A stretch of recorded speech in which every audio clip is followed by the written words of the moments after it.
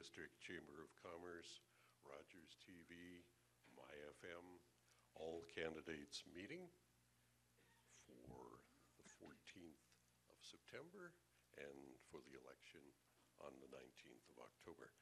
I'm Rick Stow. We're a couple minutes early so I could take the time to introduce me as the new guy, having been at MyFM for the last 5 months. I'm actually a product of the area. My parents met in Owen Sound back in the 1940s. My mom was from Saugeen Township. She was actually born in the deli section of your independent grocer,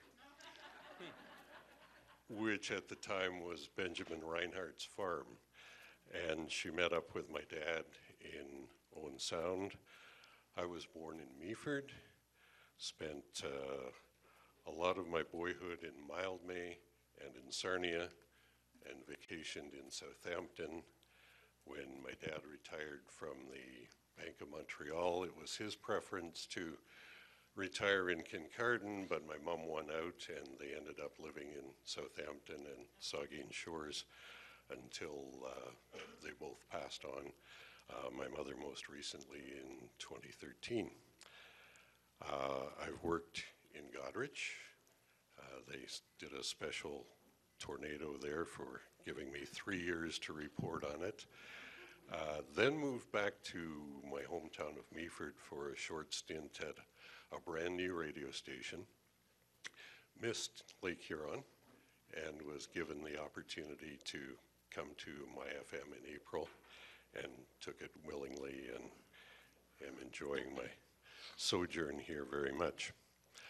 In another life, I was a politician, not on the same exalted level as our candidates here, but I was an elected school trustee in Northern Ontario for 4 3-year terms, and so have had the opportunity to chair such things as accommodation review meetings.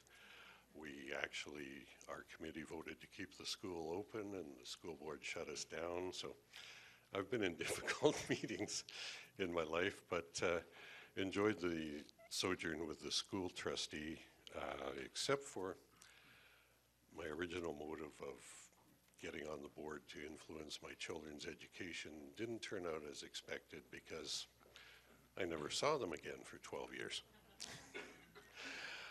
The rules for tonight, I'm here to outline them for you.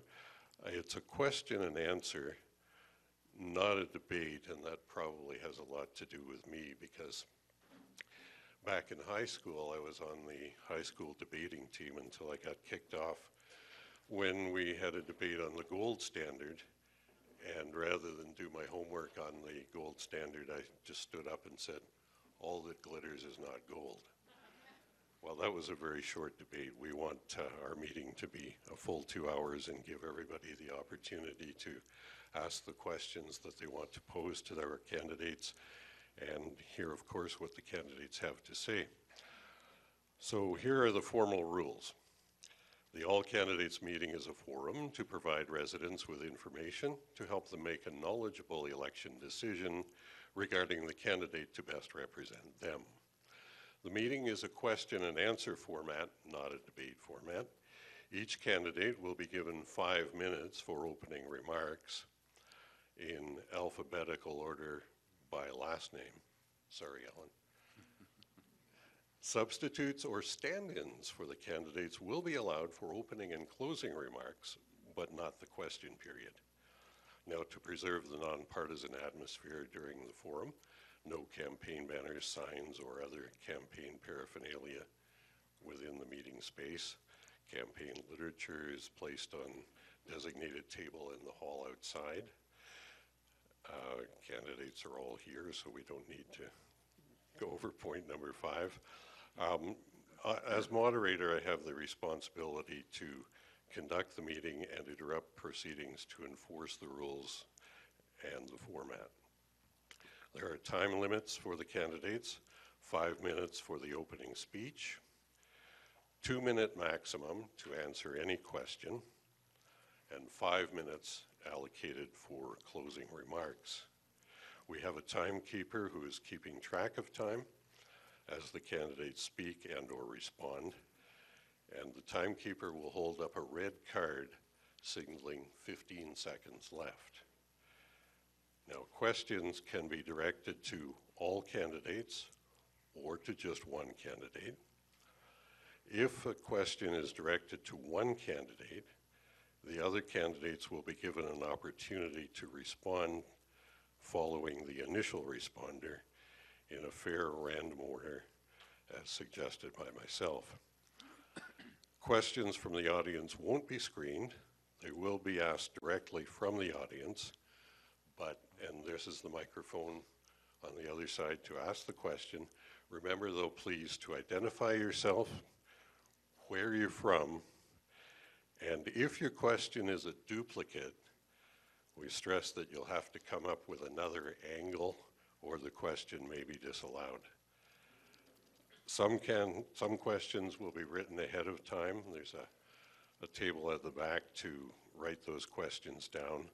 They'll be passed up here and at the discretion of the moderator introduced during the meeting. The meeting will end at 9 p.m. sharp, or if there are no questions, whichever comes first. Thank you for coming and enjoy the meeting. And I guess first off, our candidate in alphabetical order would be Gerard Creces. Okay. Good evening. My name's Gerard Creces, and I'm your NDP candidate in Huron-Bruce. Now, this is a tremendous opportunity, this election, for you, for me, and for Canada. And I can tell you it's an intimidating jump from community newspapers to politics, but I see it as a vital jump and a sacred duty. Because Canadian politics is changing, and we need to change with it. People are voting for progress, whether it's an orange wave in Alberta or an orange wave in Quebec. And if we stay focused on people and on communities, we can make that orange wave happen in Huron-Bruce. I believe in what I'm doing, and I believe in the people that I'll be representing. Now, I've been walking around this riding for the past 80 some odd days as a candidate, and for most of the past 10 years as a reporter. And our concerns are varied. War, inequality, the high cost of raising a young family, no jobs for qualified people, no qualified people for jobs. Now, I want to change this the NDP way by investing in people again. Investing in dignity in retirement, in Main Street jobs, investing in the safety of our most vulnerable and our food supply. People say it can't be done or that it will be too expensive. You'll probably hear that tonight. But the thing is, none of them tried.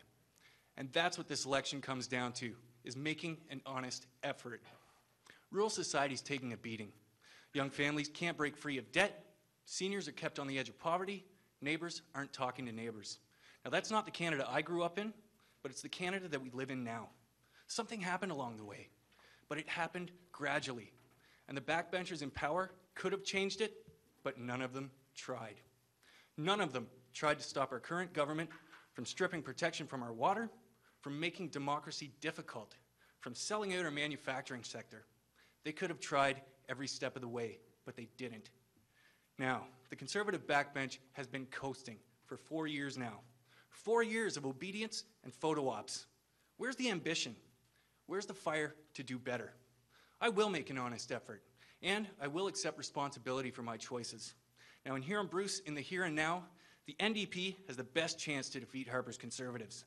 The numbers are on our side, and so is the momentum. And our leader, Tom Mulcair, he's adhered to the NDP's principles throughout his campaign. Principles of unity, of equality, and of peace. And of love, hope, and optimism. Now, the NDP's held a line through their difficult times on Bill C-51, on fighting for the rights of Indigenous peoples, on taking a stance or protecting our own, taking care of our humanitarian, environmental crises at home before starting wars abroad. Now, the Harper government's been dismantling this country at an alarming rate for the past 4 years, devaluing our laborers, using our farmers as bargaining chips, giving crumbs to seniors and clawing back loaves. People could have stopped it. The backbench could have stopped it, but none of them tried. Now, I share this table with 3 other people, and each should be commended on their campaign work. It's a tough gig, and I appreciate it all the more for trying. But there can only be one MP for this riding, and I've been fighting for that duty for months now. So I'm asking you to vote for me, someone who's witnessed the effects of government cuts and corporate bailouts on the rural workforce. And quite frankly, I don't want to take another picture of work boots on a chain link fence the next time a plant closes here.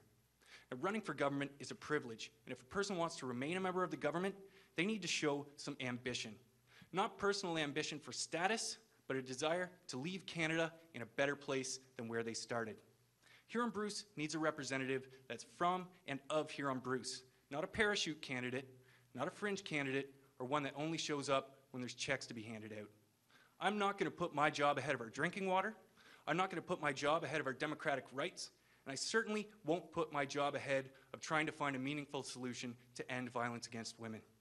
Now, the NDP wants to shift the focus back to people, improve their health, improve their social networks, improve their opportunities to run successful businesses on main streets and at farm gates.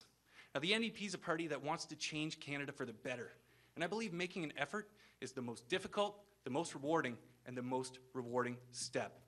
And if candidates don't make the effort, they need to be reminded at the ballot box.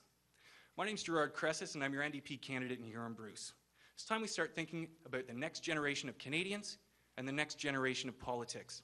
And it's time that we took the power back. Thank you.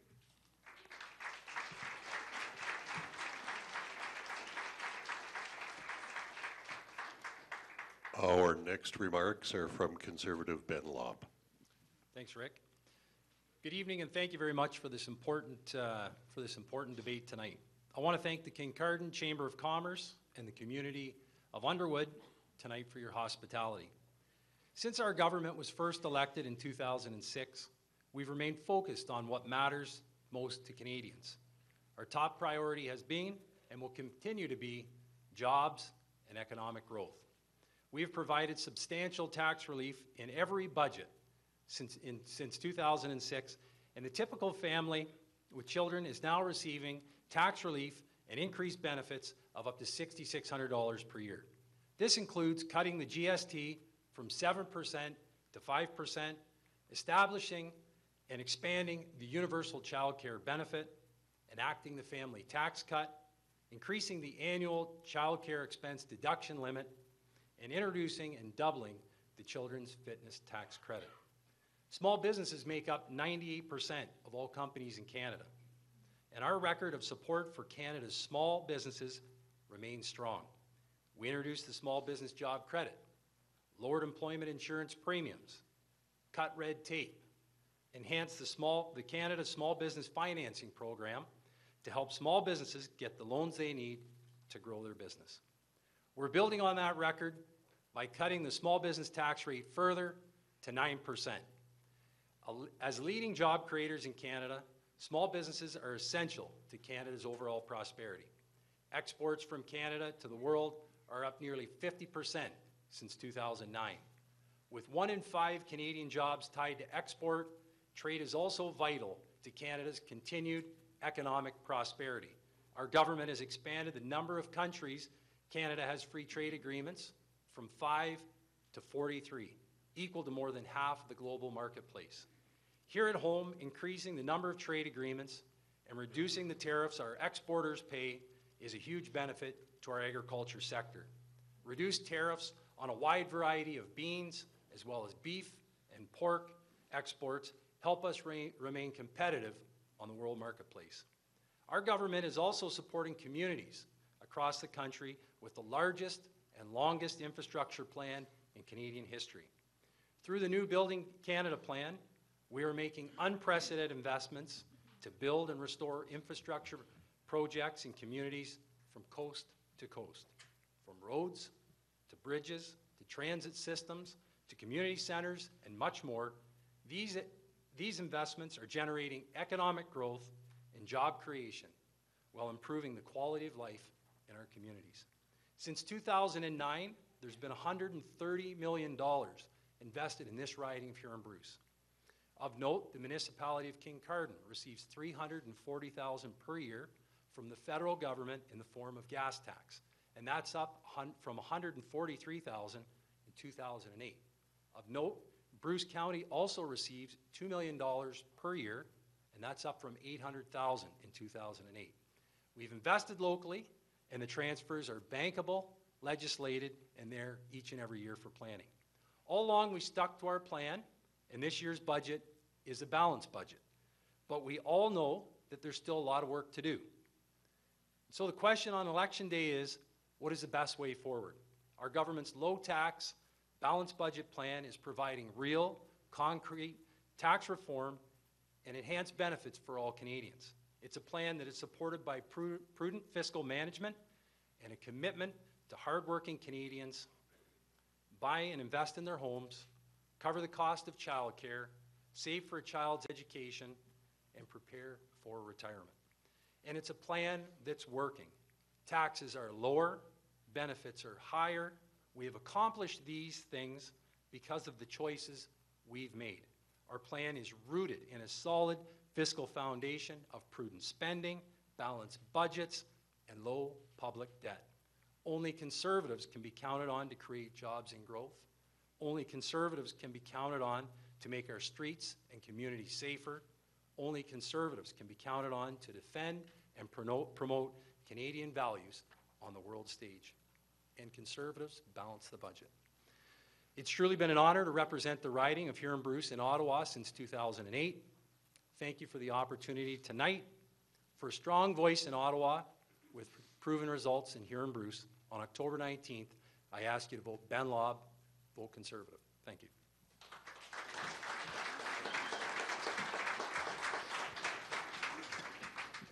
Next, we'll hear from Green nominee Jutta Splettstoesser. Ladies and gentlemen, I'd like to thank you for being here. As we move through life, we might all come to the understanding that economic success is linked to a healthy environment. I am Jutta Splettstoesser, and I am proud to be your candidate in the upcoming election. Let me tell you a little bit about myself.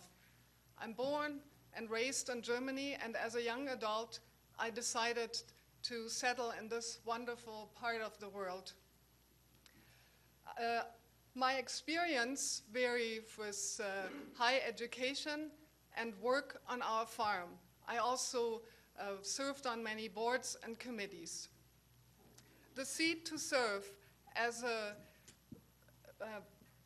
in society and participate in democracy was planted really early in my life. My personal interaction with former and current members of parliament have inspired me to prepare for the job. I enjoy the full support of my family. Some of you have seen the whole Splettstoesser team at the Kincardine Fall Fair Parade on Labor Day weekend.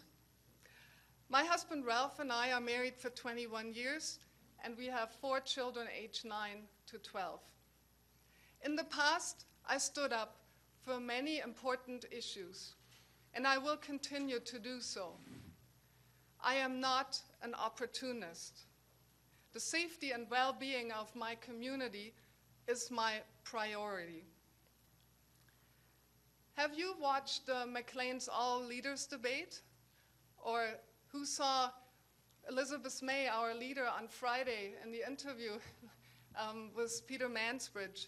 By the way, it's still available on the internet. Many Canadians are proud and excited about our leader, Elizabeth May. When I go from door to door in Huron-Bruce, I often get comments like, "You have the best leader." Elizabeth May is so knowledgeable, and she addresses the economy and the need to invest in our future unlike any other leader,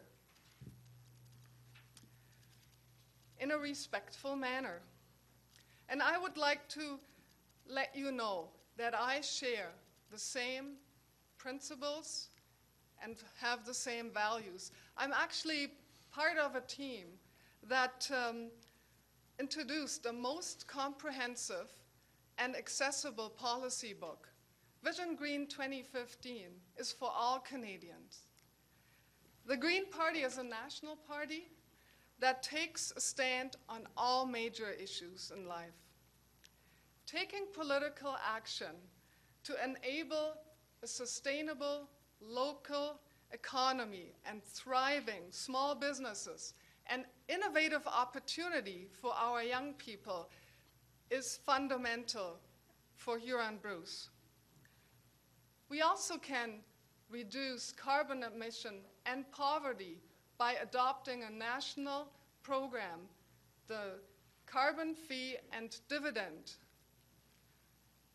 British Columbia adopted a similar program that works well and has overall positive impact. I would like you to know that the Green Party is the only party that calls for no nuclear waste burial in the Great Lakes Basin to protect our freshwater resources for future generations. As a Green MP, I will place your interest first. The Green Party of Canada is the only party with no whip vote. I will strive to find common grounds and work with other parties, work across party lines in the public interest. Business, environment, and people's welfare are connected. The Green Party offers national strategies to support our communities.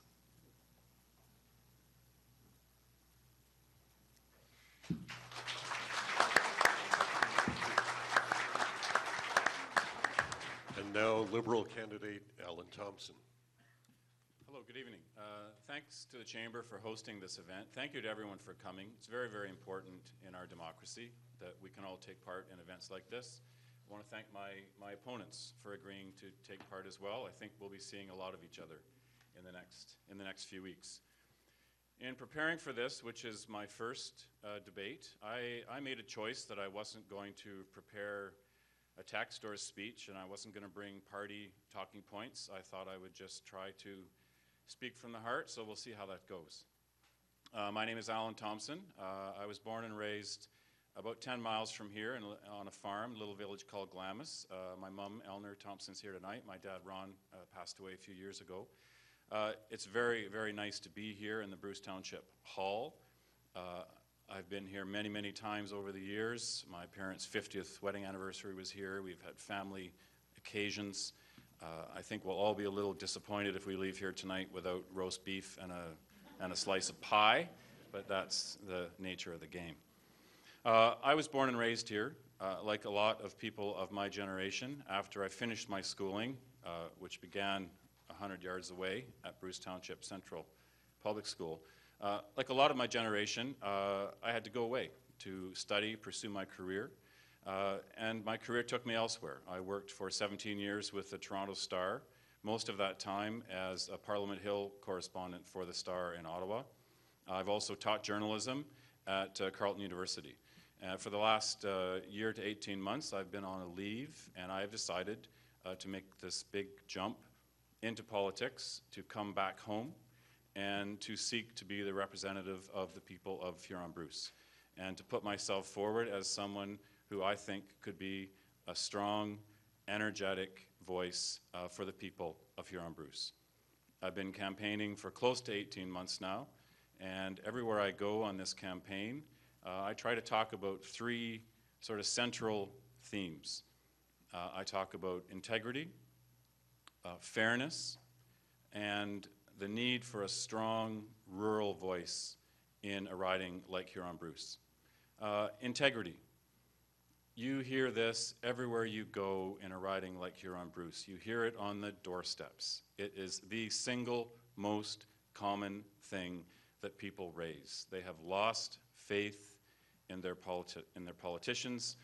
They have lost faith in their government, and frankly, I think their government has lost faith in them as well.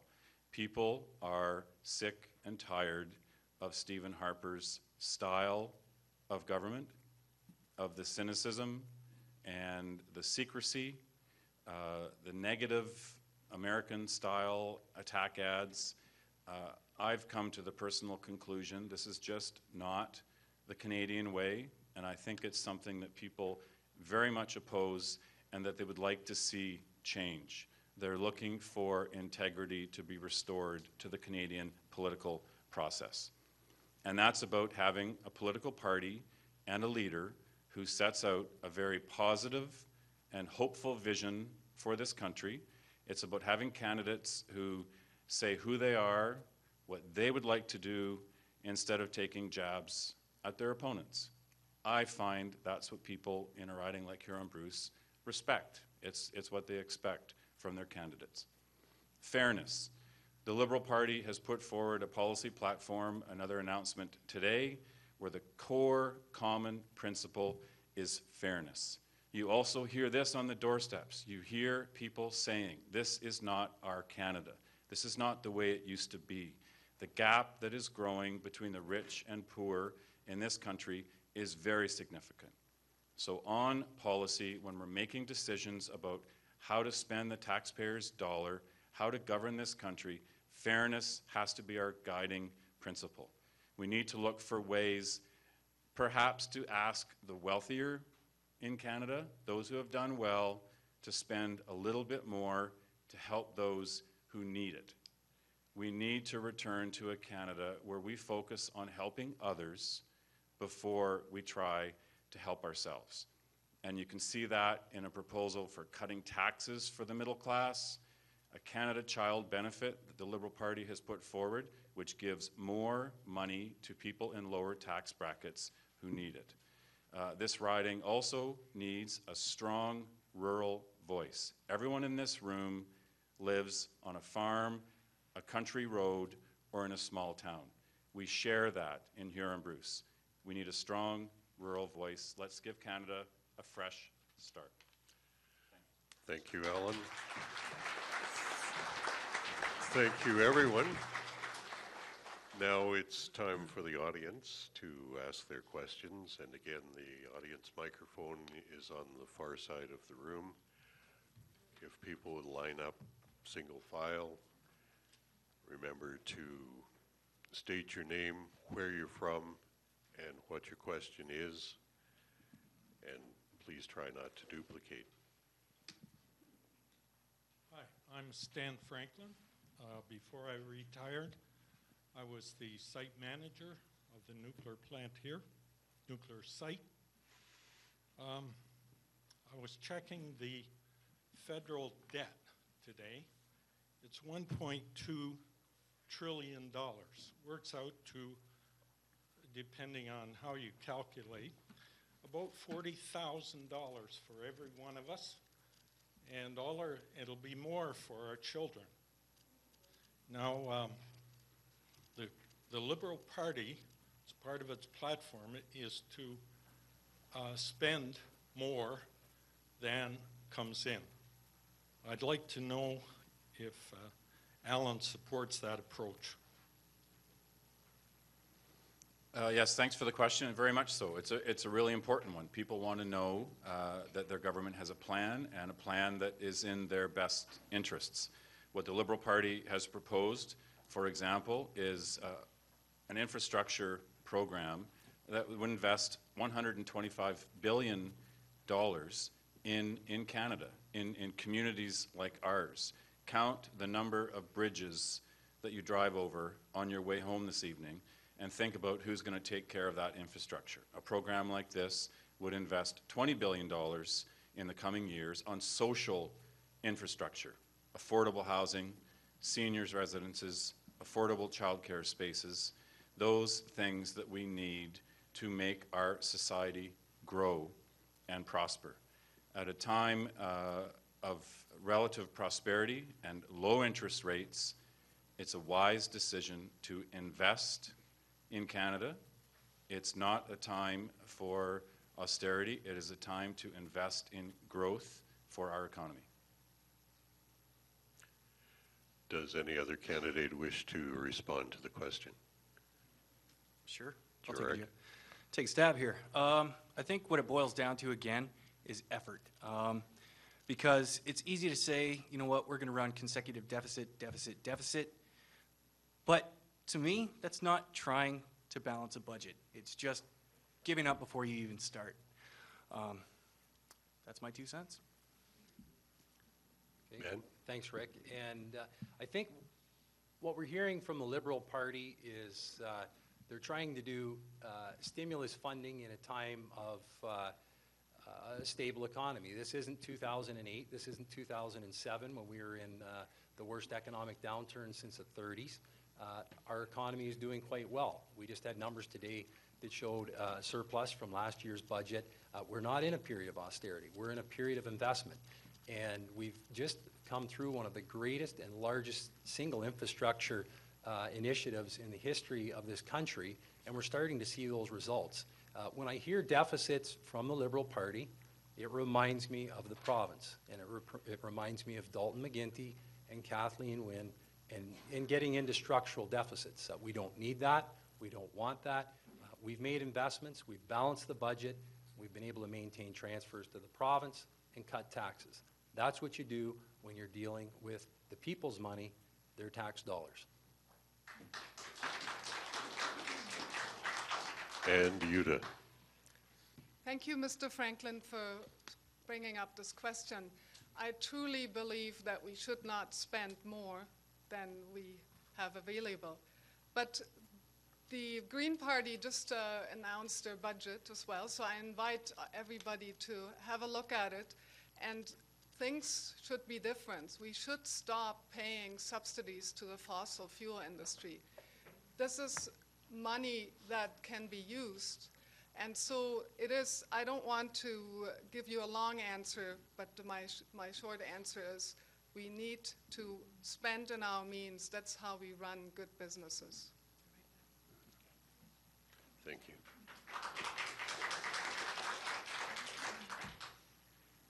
Hi, my name is Sarah Patterson, and I live in Kincardine. I'm curious, Ben, a question for you. I'm curious why you would use, as you indicated, your strong voice for rural Canada.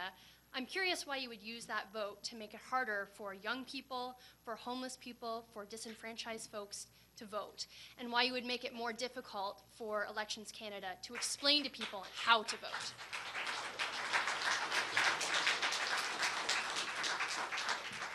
So with a strong voice, that's a great question.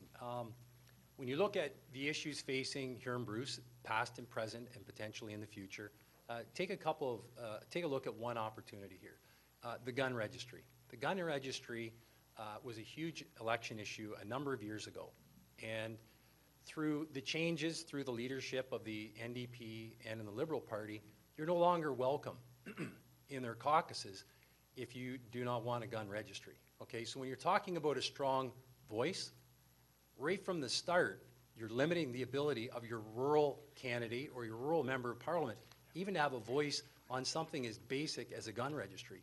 In addition to that, take a look at choice, choice of life or a woman's choice in birth. I mean, you have no choice as a candidate in Huron-Bruce as a Liberal or an NDP candidate because your only choice is the choice of the woman, not for the choice, is the choice of the woman, not for the choice of life. So your voice has been limited. Now on the democratic reform, on that bill, what we're asking people is to bring identification to vote. That's the only entry, that's the only thing we're asking people to do, is bring your ID when you go to vote. You have to in provincial election, and you have to in a municipal election. Why can't we be held to the same standards in the federal election?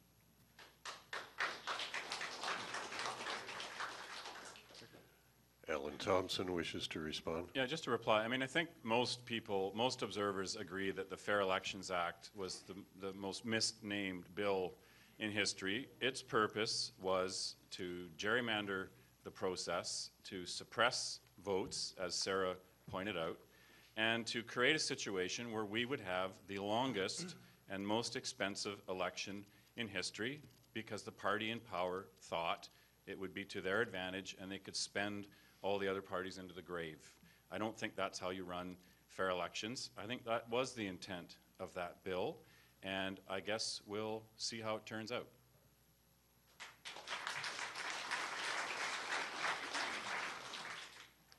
Could I just say one thing? Sure. The NDP has absolutely no plans to bring back the long gun registry. I mean, we saw, I guess, what kind of a mess it made when it was first being debated, and no, we don't want to get back into that. And you're probably going to hear that, though, several times throughout this. And there's just so much ridiculousness and misinformation, comparing abortions to being able to vote, for instance.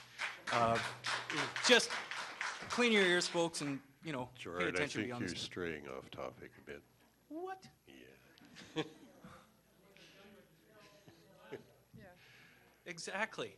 Thank you. Okay, our next question, please. Good evening. My name is Dr. Sandy Greer, and I live in South Bruce.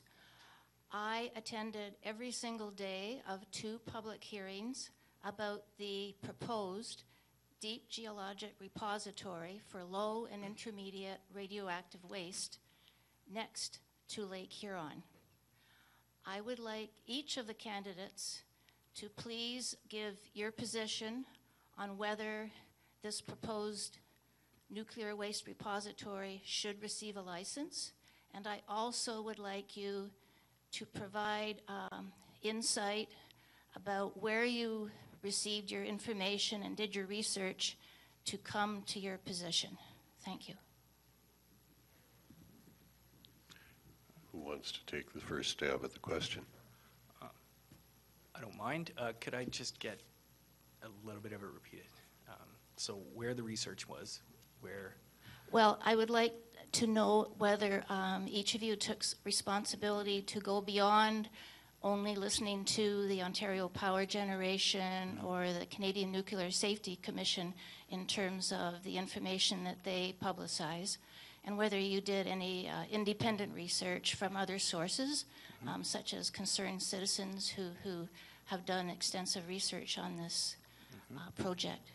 Okay. Well, I've done both of those things, met with concerned citizens on this topic. I also talked to nuclear waste management. I've talked to some people that actually work at the Bruce.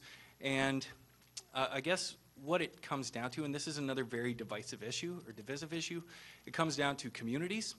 And I mean, what we're doing now, what we see is that it has been, 9 selected sites, but it's going to boil down to communities, whether the communities can agree with each other, whether they can agree with the industrial community, whether both those communities can reach out and agree with, the rest of the communities around, in this case, Lake Huron. And so we do have to take a very, very balanced approach to this. And to be honest, I'm still learning new things about this every single day. I read the headlines. As I said, I've talked to people on both sides of the issue, and to be honest, I still have a lot more learning to do because the technology for any of this stuff, it's so new. It's constantly developing. And so what happens right now might not even be the case, or might not even be in the realm of possibility 5 years from now. So.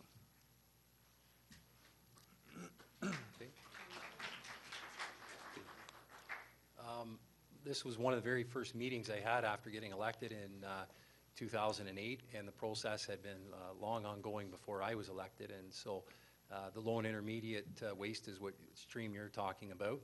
This has been a long process. This has gone on for many, many years. It's gone through the Canadian Environmental Assessment Program.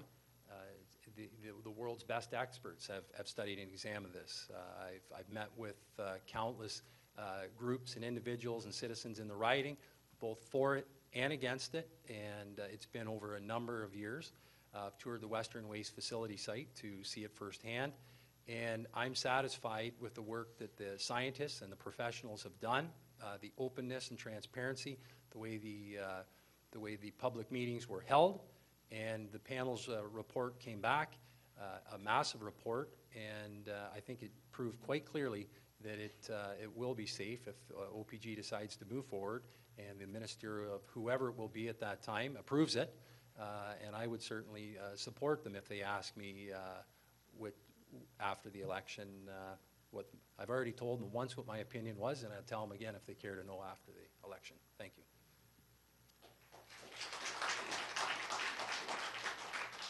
Jutta, please. Thank you, Dr. Greer, for asking this question. It is no secret I have been involved in both hearings. As a citizen, I got the phone call in 2004 about if I would support the DGR. At the time, I wasn't really, I thought I would not have the slightest chance of understanding and making a decision. But so for the last few years, I've read pretty much all the documents. I've been every day at the hearings in Kincardine and Port Elgin. I do not think that it was all that transparent. I have to disagree with you on that, because when I asked council clerks about the nuclear waste community consultation advisory group, we found out that there was certainly secret meetings, and it became an election issue as well, when to time things and announcement. So on that, I was disappointed, and it certainly was another trigger why I thought, I believe in accountable and transparent government. I want to be a role model and live that. The licensing was delayed. The decision should have been made September 1st. This gives us an opportunity to ask all the candidates all over Canada about how do they stand on this, and if they agree that the new federal minister of the environment should give licensing. I've been internationally involved with other DGRs, with citizens and scientists, and I truly would deny licensing. Allan? Okay. Thanks for the question, Sandy. It's a very important one in this community. I grew up 10 miles from the Bruce site. I have relatives who worked in the original Douglas Point, relatives who continue to work on the Bruce site. And for me, the two fundamental things for me are the safety and security of our communities, but also the Liberal Party's support for nuclear power as a safe, clean, emission-free source of energy. I did consult the Joint Review Panel when it came out in May. I met with members of the community who are opposed to the DGR, and we had a long, very good discussion, and I undertook at that time that if I'm given the privilege of being the Member of Parliament for Huron-Bruce, this is an area where there is federal responsibility. I think it would be critical for the Member of Parliament in this area to follow this project closely, to make sure that at every step it is environmentally sound and ensures a safe and prosperous Huron-Bruce. But I also believe that this, and it's important to distinguish between the low and intermediate waste and other projects that are further down the line that also have the label DGR. In the case of this project, it has been subject to years of study, and the Joint Review Panel, that environmental assessment, did uphold the DGR proposal as a safe and reliable long-term solution.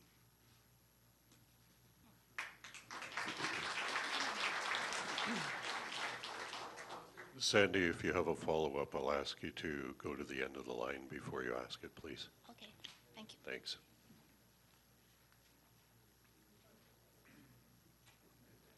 My name is Mike Smith. I'm from Kincardine. I'm directing this question to Ben Lobb. And my question is, you are relying on the science behind the people in the panel for the DGR. Meanwhile, we have almost 100% of the scientists on climate telling us we've got to reduce our carbon emissions. And I think Canada internationally does not bode well for its performance on reducing carbon emissions. In fact, we seem to be encouraging the oil industry with subsidies, which is causing an increase in carbon emissions. And my belief is we've got to do something in the next year or two, or we could have catastrophic, unstoppable global warming. And the question is, what do you think about reducing carbon emissions?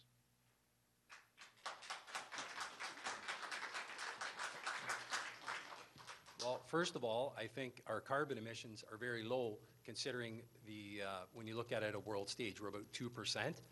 And one thing we are blessed with are natural resources that provide us forms of a non-emitting forms of energy. So we're very blessed that way. So our emissions are very low. The regulatory approach that our government has taken is the wise approach, in my opinion. We've worked with the United States on fuel efficiency guidelines. We've worked with the United States on nitrous oxide, sulfur dioxide, et cetera, those emissions. So we've worked on curtailing those. Greenhouse gas emissions have actually reduced by 3%, while the economy has grown by 13%. Those are using 2013 numbers. The economy and the environment, it isn't a choice between one or the other. You can do both, and that's what this government has done since 2006. Proud of our record. I suspect the other candidates may want to have a stab at it, and we'll do it in reverse order. Allan, if you'd like to respond to the question, you have the opportunity.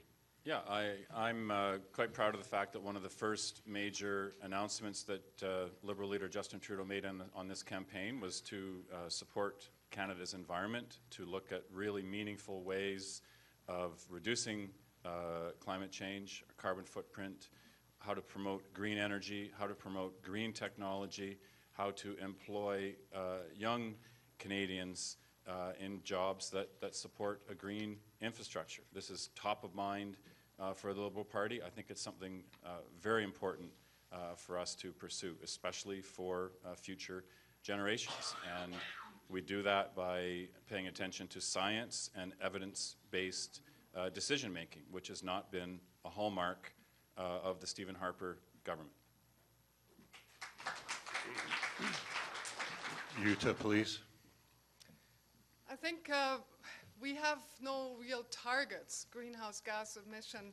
I mean, you mentioned a few numbers, how we do on the world, but Paris is coming up, and we will be asked what our targets are, and other countries have really clear targets. And I think it is really important, since we have different energy choices that also don't have greenhouse gas emissions, we should invest in the energy choices that do provide the greatest reduction in greenhouse gas emission per dollar invested. I don't see this happening. We have certainly in Ontario big ticket items facing us, and we have opportunities. The world is moving, transitioning from a fossil fuel economy into a renewable energy, and I think Canada certainly should be a leader and not a follower. And Gerard, your opportunity. Okay. Pardon me.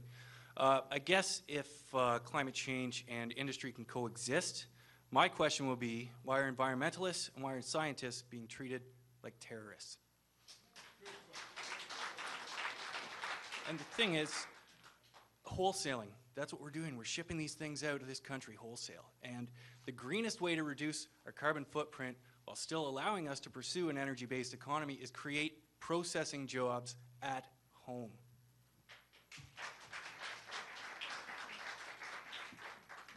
Next question, please.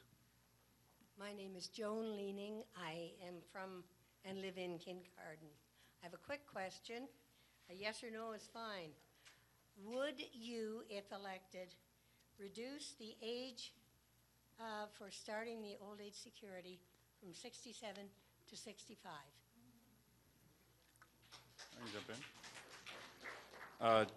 Yes, but I'll tell you why. Justin Trudeau announced today that we would do exactly that, reduce the age from 67 to 65 as part of a major initiative for retirement security for seniors. It is one of the most common things you hear on the doorstep in this riding. And not just seniors themselves, people who aren't yet in their senior years, who are trying to figure out, do they save for their retirement or do they put their kids through school?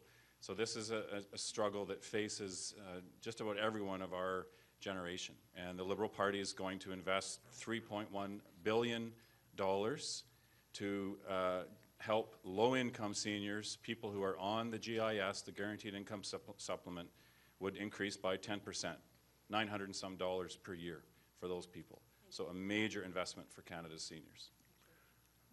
I'll give Ben Lobb the opportunity next. Okay. This is going to be phased in sometime down the road. It's after 2023, and it's over a number of years. Many of the developed economies countries with developed economies have pushed the age back, recognizing that people live longer, healthier lives. That's the recognition. $1 in $5 federal expenditures, one in five expenditures of the federal dollar are with old age security and the guaranteed income supplement. We have to make sure that this is stable, long-term. So I support our government's decision to move it out to 67. We've had the largest single increase in the guaranteed income supplement in this country's history. We've implemented the tax-free savings account. We've doubled the tax-free savings account. We've done pension income splitting, retirement income splitting for seniors. Those are tremendous investments that we've made in our seniors. When I go door knocking, I've knocked on nearly 40,000 doors since I first started in 2005, and I can tell you, some of those initiatives have put a lot of dollars back into Canadian taxpayers' pockets, changes to the RIFs. There's a lot of great programs that are taking place, in addition to things like affordable housing for seniors, which we've made investments in this community here. So we're on the right track, and we're going to continue forward. Gerard, Creces, please. Sure. I guess I'll preface it by saying Trudeau's been announcing a lot of NDP policies lately.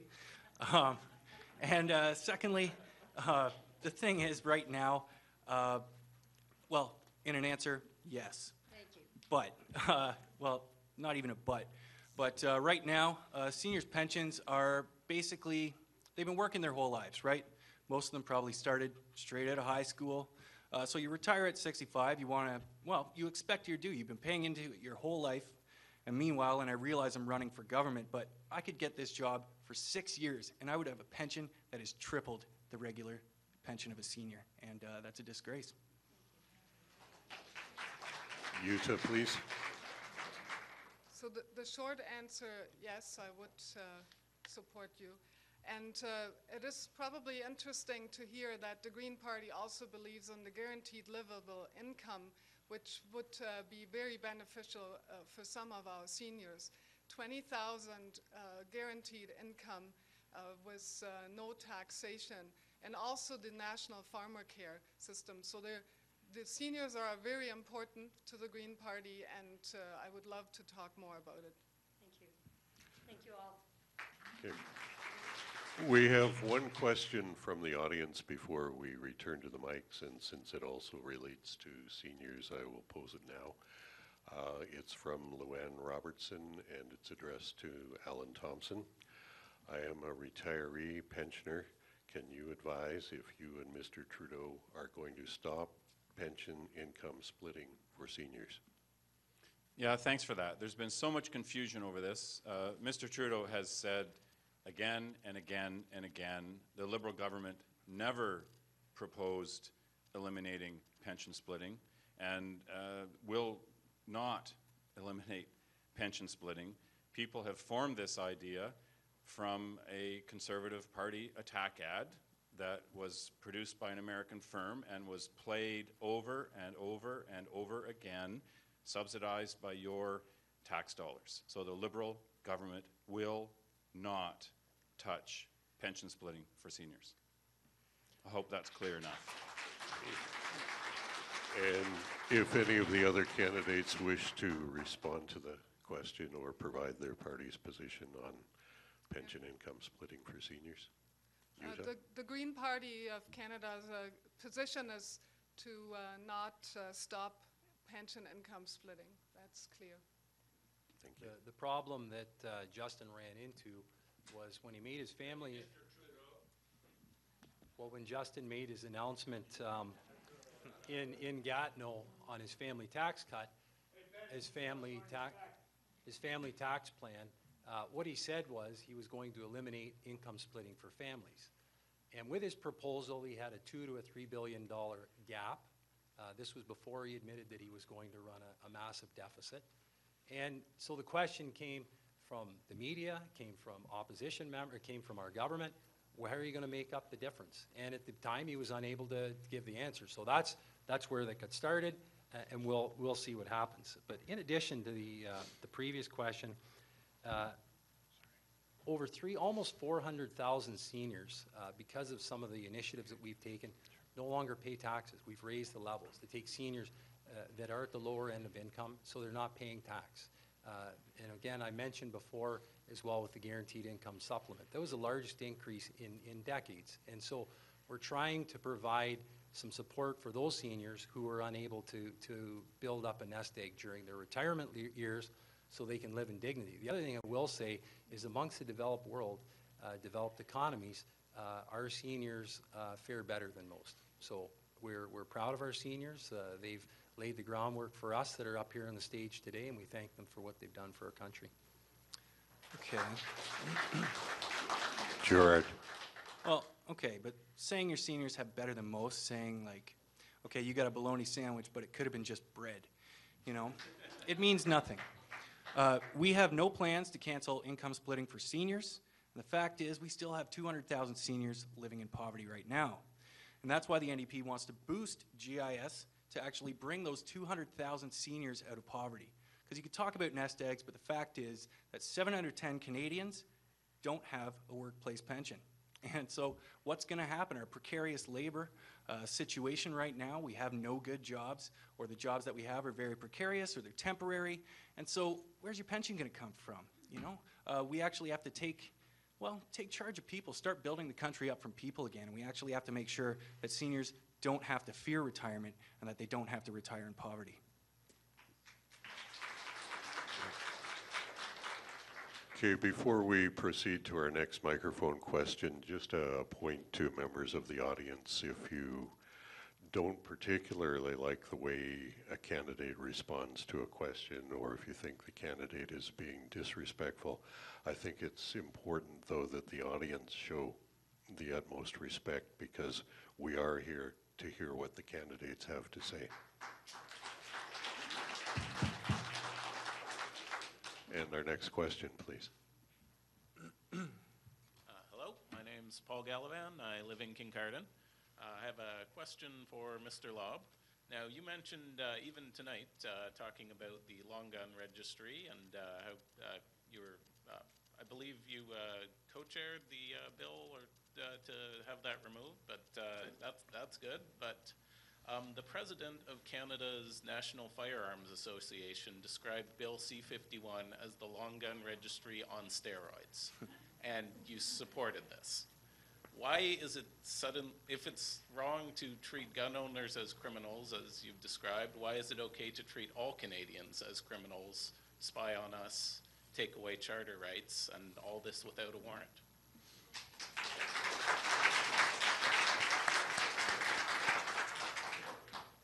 Thank you for the question. I don't think there's anybody in this room that's naive enough to think that terrorist cells such as ISIS or Al-Qaeda are going to play by the rules.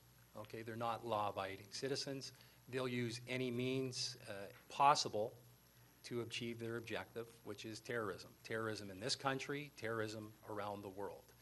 And if you feel comfortable tying one arm behind your back in the fight to protect Canadians, then go ahead. But our government made a tough choice to bring our departments and our agencies into the year 2015 so that they can share information, so that Passport Canada can share information with Transport Canada, can share information with CSIS and the RCMP and all the way through. These are important. They're not spying on average, everyday Canadians. That's ridiculous. The idea is to thwart an attempt on terrorism before it happens. And it's the sharing of information. It's the promotion of terrorism on the internet. It's the recruitment of terrorists on the internet and other means possible. I think most Canadians support that. And most Canadians, and certainly most parliamentarians, even the ones that voted against it, I'm sure supported it October 23rd, the day after the attack on Parliament Hill. They changed their mind a few months later, but I'm sure on October 23rd, they thought it sounded pretty good. Thank you. Okay, I believe probably the other candidates want to have a comment on the merits or deficiencies of C-51, and we'll give everyone an opportunity, and the order will be Jutta, Gerard, and Allan. Well, as probably many of you know, is that Elizabeth May was the first one who voiced her opposition to C-51. She pointed out that exactly that Canadians are restricted in their rights, and that the different agencies are not working better together. This is based on international expert opinion as well. So I thank you for this question, and I hope that the NDP has also voted against it, and I hope that C-51 will be reviewed. Thank you. Yeah. Gerard. Please. Sorry, not just reviewed, repealed. Because, well, I'll use an example. The RCMP took down the greatest terror plot, or probably the largest in Canadian history, the Toronto 18, with the tools they had before Bill C-51. So we're really just throwing gas on a fire here with this bill. And it's I guess, worth noting that, you know, the Liberal Party fully supported this, not wanting to make this an election issue. And, you know, when it comes to Canadian public, poll after poll has shown that the more that people learned about C-51, the less they liked about it. And so to try and skirt the issue when, you know, clearly your whole country is basically being victimized with this. It's not about whether you're being surveyed or you are. It's about the potential for all of us to be, before we leave this building, without us even knowing, or being arrested without even knowing why.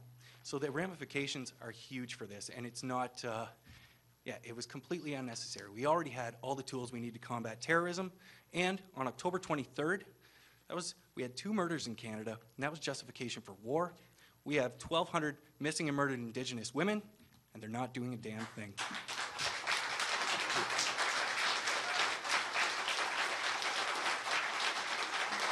Allan Thompson, please.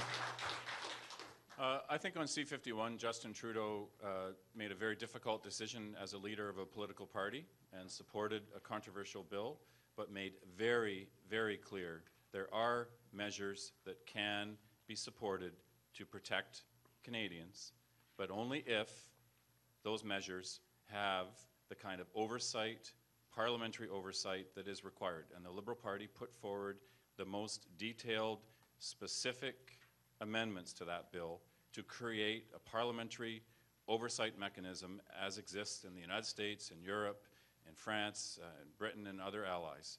I don't know why we don't have this in Canada. The Liberal Party put forward those amendments, and both the NDP and the Conservatives voted against.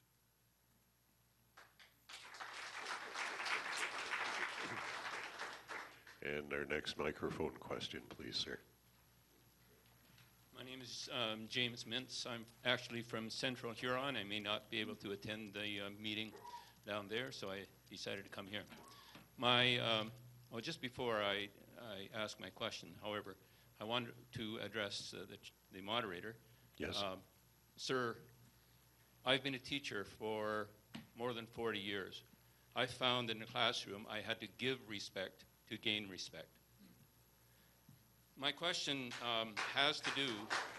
Thank you for your comment, sir, and your question, please. Yes, my question has to do with the Conservative government's muzzling of government scientists, of their washing their hands of the Environmental Lakes Area Research Facility in Northern Ontario, closing of 7 of 9 Department of Fisheries and Oceans libraries and dumping their contents into landfill, and killing the long-form census, which municipalities depend on for planning purposes.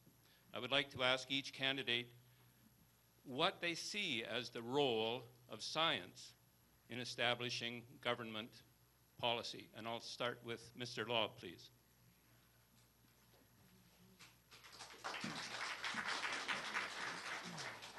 Thank you very much, Mr. Mintz. I would first off, I would just like to say that there's literally billions of dollars in scientific research that's being conducted from one end of this country to the other each and every year. There's over $1 billion alone in health research, partnering with provinces, universities, corporations, on and on and on. The muzzling of scientists it's farcical. It literally is farcical. And I'll give you the example. I'll give you a local example. The Health Canada wind turbine study, okay, was conducted by Health Canada and Stats Canada. They weren't muzzled at all. That's one example. The members of Parliament were briefed on a Thursday night after 5 p.m., and the announcements, all the literature, the material, the briefings were all prepared for a Friday morning announcement. There was no briefing at all, or there was no muzzling at all. And so this notion may suit well for your rhetoric, and that's fine. That's your opinion. But my experience is they're not muzzled. They have the ability to travel the world, to go to conferences. We all know that they do. And that's the reality of the situation. Science is thriving in this country. Innovation is thriving in this country. You only need to go to Kitchener and Waterloo and see science and technology thriving in this country. So our government has invested literally billions of dollars since 2006, and we're seeing the results. And if the other candidates wish to respond, the order will be Allan Thompson, Gerard, Creces, and Jutta, Splettstoesser. Okay, well, I guess I would just reply that I don't think saying something over and over again makes it true. There's pretty much unanimous consent in the scientific community that this is a government that has muzzled Canadian scientists, has destroyed valuable material, has cut funding to research projects, and it's typical of an approach that is essentially government by ideology as opposed to science and evidence-based decision-making. And this is not the Canadian way. It is not the way Canada is supposed to be governed. And the sort of gutting of Statistics Canada and killing a long-form census, the gathering of vital information that is used by thousands of public servants in making decisions and making policy, was simply a wrong-headed approach by a government that does not want evidence, does not want contrary opinion to its own. It wants to govern by ideology, and it's my way or the highway in the party of one. And I just think it's, again, one of those hallmarks of what is wrong with the Stephen Harper government. It's a question of integrity as well, and it's certainly one of the things that I hear on the doorsteps, something that people would like to see change.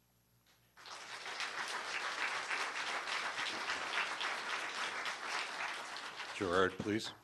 Okay. Well, to start with, when the census was dropped, they were citing, say, religious freedom or, religion as a sensitive issue that nobody should have to divulge.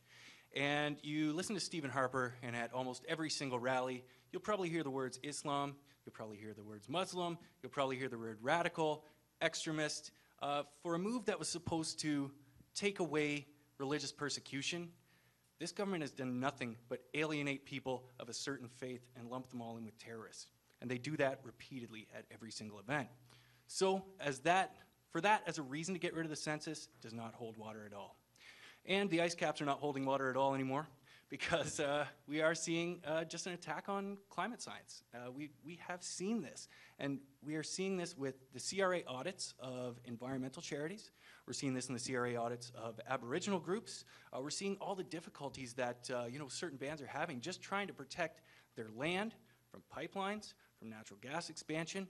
And at every step of the way, the government's not standing with Canadians. They're standing with the foreign transnationals on this. And science, I'm sorry, but it will take a back seat under this government. Jutta, please. Well, I think what we see is that our science often is industry-led. You can see it in agriculture. There is not much science in organic farming or in other practices. So it is who sits at the table, who has the lobbyist in government, and so it's almost like we pick and choose when we listen to science. We had great examples today that we I'm not sure, like you were just mentioned wind turbine health study. I mean, according to that health study, there is no adverse health effects. But at the same time, people don't believe that science. So I think it is important that we continue having freedom in science and that this muzzling should stop. Just to add to all the other candidates, I think this country has to have freedom in scientific studies and really has to continue to ask open questions and not led by industry. Thank you. And our next microphone question, please. Hi, my name is Christina Bandemir, and I live in Kincardine. There have been a lot of really great big questions asked tonight, and this is a little question, but it's really important to me, as you're going to hear in a few minutes. My mother is critically ill with cancer, and she is likely to die in a month. She's been suffering for a really long time, and she wants to die, but she can't. And this is further made tragic by the fact that I'm getting married in 5 days, and we both worry that she's going to die very close to the day, which is not how I want to remember either event. So I'd like to know from all the candidates what your parties are going to do about the right to die legislation. And before you answer, I absolutely do not want to hear about abortion. I want to hear about an adult's right to die with dignity.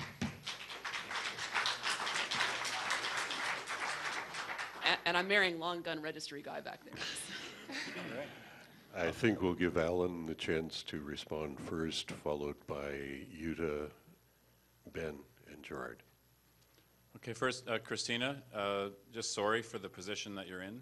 I think a lot of people in the room know what it's like to experience the death of a parent or a loved one, especially from a terminal illness, when you know the person is going to leave this earth and you have very little control, it seems, over how that's and when that's going to happen and in what circumstance.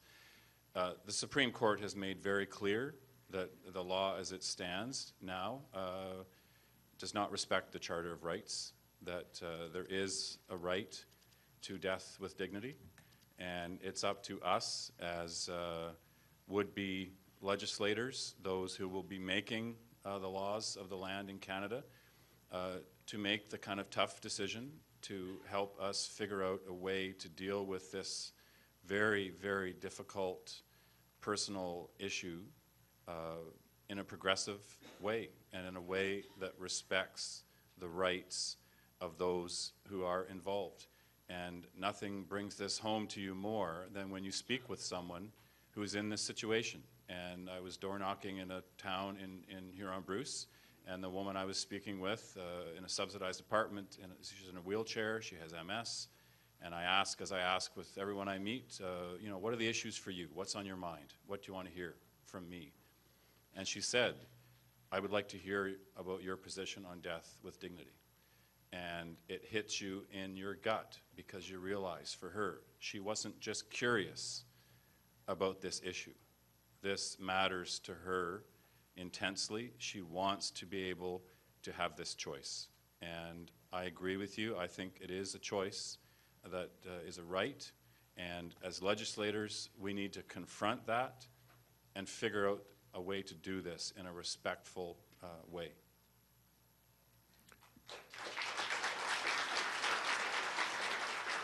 Jutta? I have to say that I totally support the choice how to die and to end the life.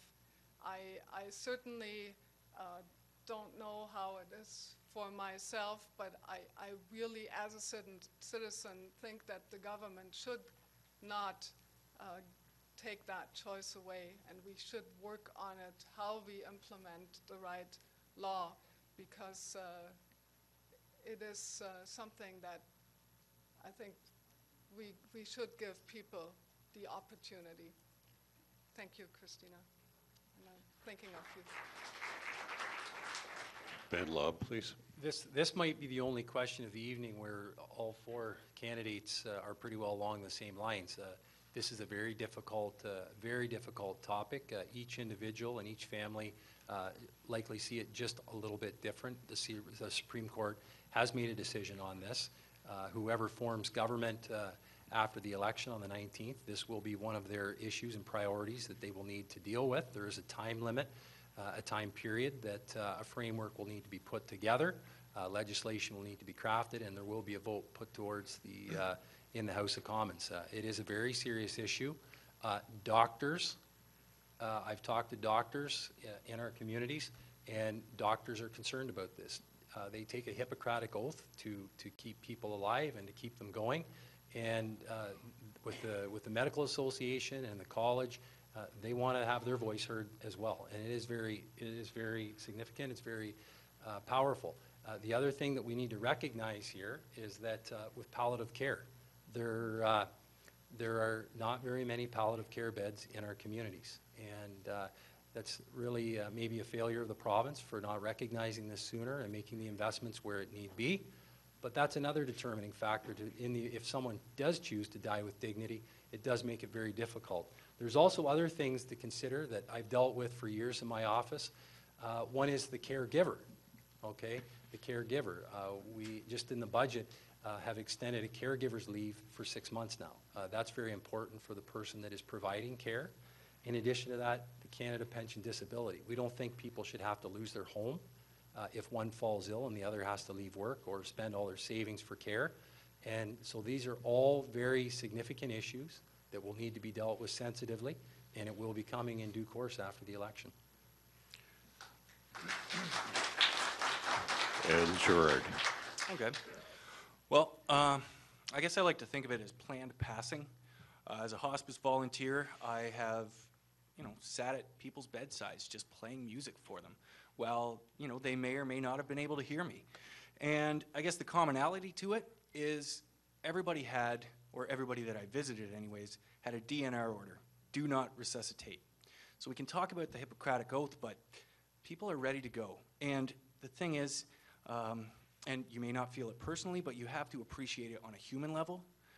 It would be great to say goodbye to your family on your own terms, and while you still have the faculties to do so. Let them know how much you love them. Let them know goodbye. And actually, my partner's grandfather passed away a week ago, and he was 100. He lived to a ripe old age. But he knew it was time to go, and he said individually to everybody, goodbye, goodbye, goodbye. And when somebody's ready to do that, we don't have the right to tell them otherwise.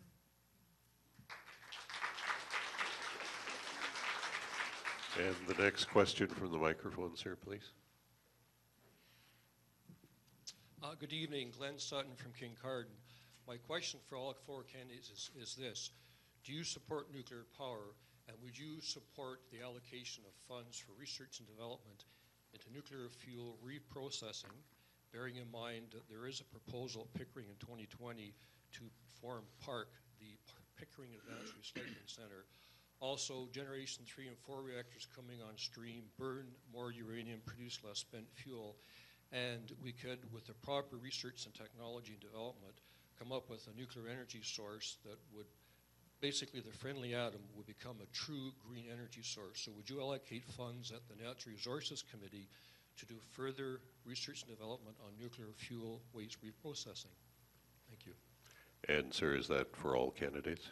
Yes. Okay, so the order then would be Jutta, Ben, Gerard, and Allan.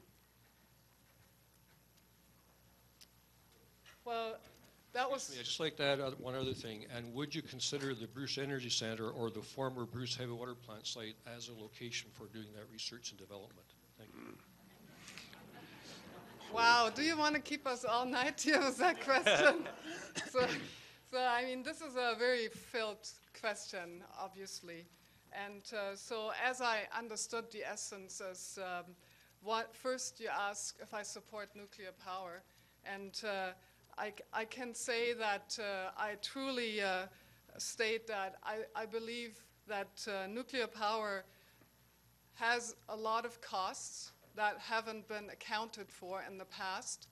And so the real price is not 5 cents a kilowatt.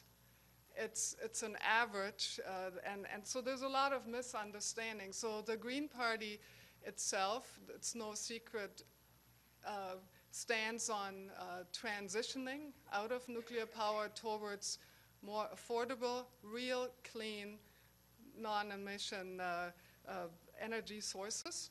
And so this doesn't mean we stop tomorrow. Certainly, this is an important industry for our community, but we have a lot of work to do. Like you pointed out, the nuclear waste and the decommissioning will keep a lot of people very busy.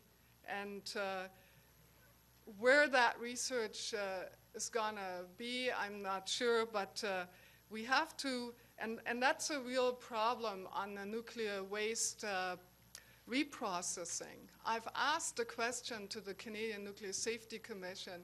When you go into our municipalities, you gotta talk about the environmental impacts that reprocessing will have. And that is, I never find any information, I don't see it. And I think it is important that we certainly consider what we are getting into. So that's all I have on time. Thank you. Ben Lobb, please. Thanks for the question. Obviously, a big supporter of nuclear power. And if it wasn't for Bruce Power, to be quite honest, this province would be in a world of hurt with electricity production and also maintaining the composition of the grid. So they've done a great innovative, work in the last number of years to make things work for the Ontario grid. With the storage of fuel and with the reprocessing of fuel with the adaptive phase process, that is ongoing. I believe there's room for a separate track. We've had discussions about this in the past. I've met with CANDU. They're doing this in China, albeit slightly different process. With the adaptive phase process for spent fuel, this is a 100-year process. It certainly gives time for other ideas, other concepts, other opportunities. Obviously, it reprocessed, it reduces the half-life, and so there's lots of benefits, and I think as Canadians and as innovators, we owe that to ourselves, and there should be some great economic benefits if we can ever make it work, and wouldn't it be great if we could do this in our own backyard? Gerard, Creces, please. Okay. Well, I guess first on the do you support nuclear or not? I mean, yes.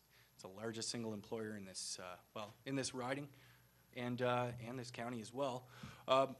And as far as processing things at home, that, like, personally, that was one of my concerns when it came to the DGR. And I'm sorry, in my previous, in the previous DGR question, I actually confused the low and intermediate and the high-level waste. But yes, finding recycling opportunities for high-level waste, that was number one question I had when this was first brought up to me. And if we can do the research and development here and actually be able to, well, be on the front line of processing and of recycling and of making this, you know, a very cost-effective and a very harm-reducing strategy, like, why wouldn't we go for that? It's a great idea. And Allan Thompson, please. I mean, in this case, I'm very happy to be part of a political party that has, I think, the most clear and straightforward position on nuclear power of the parties represented here, that we support nuclear power as a safe, clean, emission-free source of energy. The Liberal Party was instrumental in the development of Canada's nuclear industry. Former Prime Minister Jean Chrétien was a tireless salesman for the CANDU technology on the world stage. This is clearly the backbone of our community, and so my position, the Liberal Party position, would be absolutely clear and straightforward. I think it's for other candidates to speak to some of the ambiguities in their political parties and the positions toward nuclear power. The leader of the NDP has been a bit unclear about his support for nuclear power. The Conservative government, while stating its support for nuclear power, dismantled AECL, the Atomic Energy of Canada Limited, sold off CANDU technology at a bargain basement price, and so I would question the ongoing commitment to the technology. And the Green Party position, of course, has been very clear, and so I'm quite happy to be associated with a political party that is absolutely 100% crystal clear on its support for nuclear power.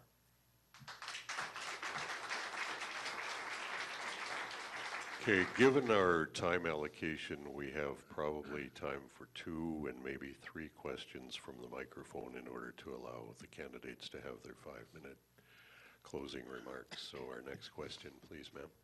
Thank you. My name is Maria Wilson, and I am a new Canadian.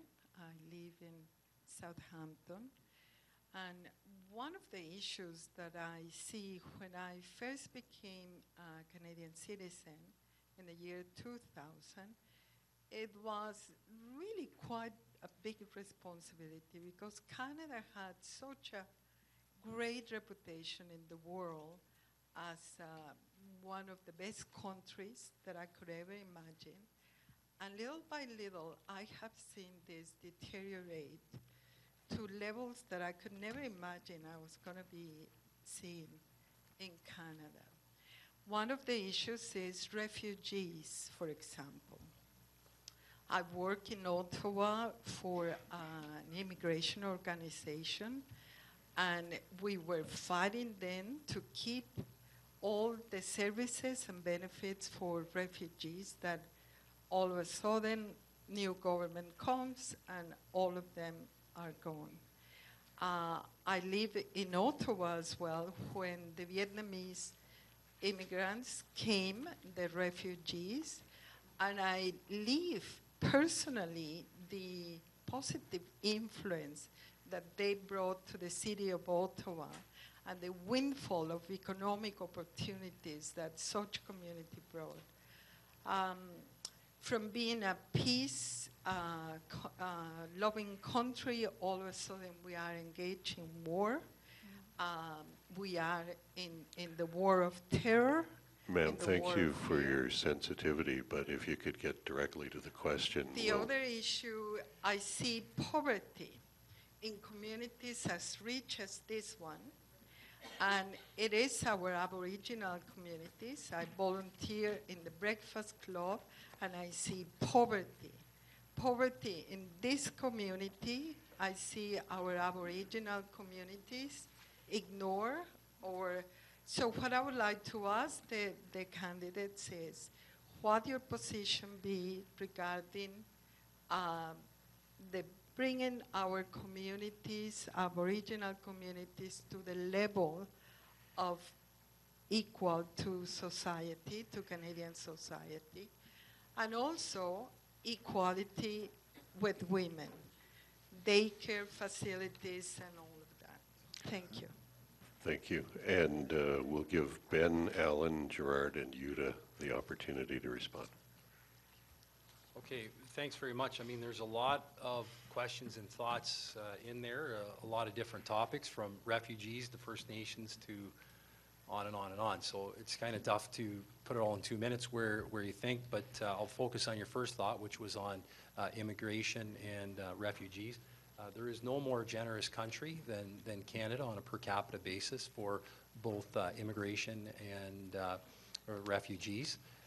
Since our government formed in 2006, there's only one other country that has taken in as many refugees as us, and that's the United States. We take more refugees than any other country. With other forms of immigration, after 13 long years of Liberal rule, there were backlogs, wait lists for people to get in. We've worked to streamline those. We've worked to move faster, to recognize professionals' credentials. We have the express entry system now where people are receiving their entry into the country quite quickly. And on the refugee side, on the benefits they receive when they get here, we're generous. And what we provide to them is what we would provide to any other Canadian citizen. Not more, not less. That's fair. and will continue to be fair. Thank you. Allan, please. Well, once again, I think saying it over and over again doesn't make it true.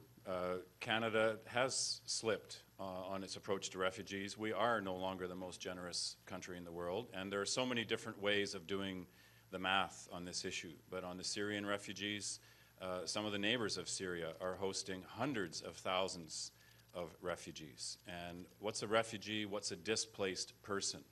Maybe the legal definition, we're accepting a significant number, but Canada can do much more. And I've been quite struck in the last couple of weeks on the doorsteps, hearing from people who ask about this question and ask, what do you think about this? Do you think Canada can do more? In this community, we showed it in the 40s when we accepted thousands of Dutch displaced people. Some of their descendants are in the audience. Canada accepted 60,000 Vietnamese boat people in late 1979, a conservative government that led that effort, a progressive conservative government that led that effort. I think Canada can do much more, and it's not just the government doing this. The government can facilitate, but communities can do this. Church groups can do this, service clubs and organizations. I think we can do more, and I think it's not helpful to regard the current refugees as potential terrorists. I think when we see them on television, we know who they are. They're people who are in need of help. You asked about Aboriginal people and the Truth and Reconciliation Commission. When that was published, Justin Trudeau said the same day as Prime Minister he would implement all 77 recommendations of that commission. This is a blot on the Canadian landscape. It's a sad episode in our history, and we just have to do more as Canadians on that front. And Gerard, please. On refugees, it is, well, it's a tough one. But in this area, I noticed there's a lot of, I guess, fear surrounding the topic, and I think a lot of that is generated just by negative speaking points that are constantly reiterated from certain political parties. But the fact is, we can welcome them, and church groups like the City of London even, there's a law office in Goderich, they're taking up collections so that we can bring refugees here. And for all the fears that people have about refugees, if there's a job, they work it. And they work it hard, and they raise their families here. So all of those unfounded fears that people are trying to instill in us, get us all worked up about, they're not there. We can see that. Now, on Aboriginals, I guess the first thing that we would have to do is quit treating them like adversaries. Quit thinking about it as two different tables, us and them, actually work together as the same part of the government of Canada. And that's one thing the NDP wants to do, is try and make that happen. Give a strong voice to, say, the AFN to be able to be on some equal footing in government, or at least more equal footing, like actually start working together. And then finally, we would commit to an inquiry into missing and murdered Indigenous women within the first 100 days of office. So we would actually, we would be taking action. We wouldn't just say, police, that's your job. We would be saying, Canada, this is our responsibility, and this is a direct result of our legacy. And Jutta, please. My parents themselves were basically immigrants in their own country. They were from Eastern Germany to Western Germany. And I heard all these stories. I have experienced my parents still, my mom still suffers from it. I was really happy to see on Friday at the Brussels market when I had coffee and I gave a donation to the church that actually collects money for refugees. So there are people in Huron-Bruce that certainly welcome more refugees and want the process to be more streamlined and easier. But I also know that we need to work on people's prejudice. And this is the same with our First Nation.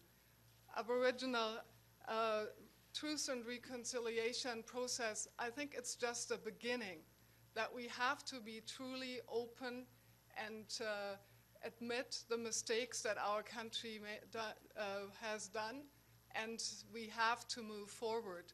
And so the Green Party truly does not accept 5 million people in poverty and has clear programs how to address that. Thank you for your question. And we'll have time for one more question because the moderator won't take 5 minutes to summarize at the end. And if the candidates want to take less than 2 minutes to respond to the final question, that would be appreciated as well. Go ahead, ma'am. Hi, I'm Kelly Blackwood from Kincardine. It may be difficult to respond to my question in 2 minutes, but I guess that'll test you. I'm Kelly Blackwood. I have been a very proud Canadian from the time I became mentally cognizant. I was active from the time I was 16 years old, and our country was dividing when Quebec was wanting to separate from Canada.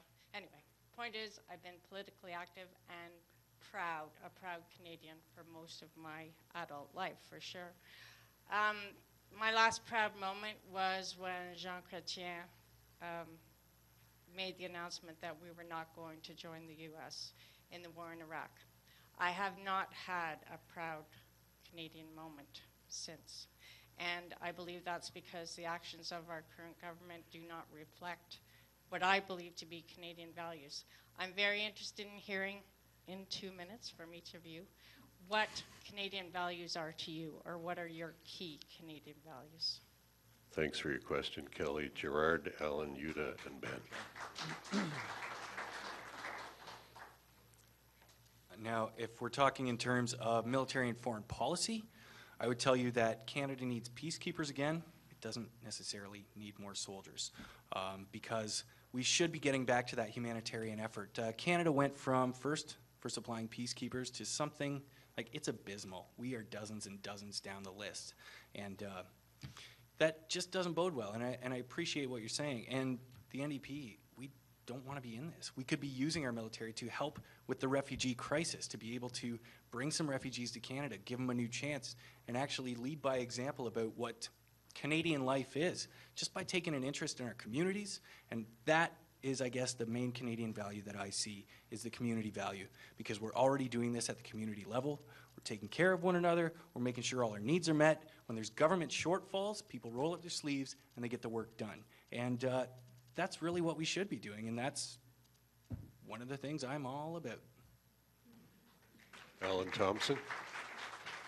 As someone who had the opportunity to, I worked on Parliament Hill, I've taught young journalists. I think the fundamental Canadian value that I would like to defend, and it's the reason I'm running for office, is our democracy.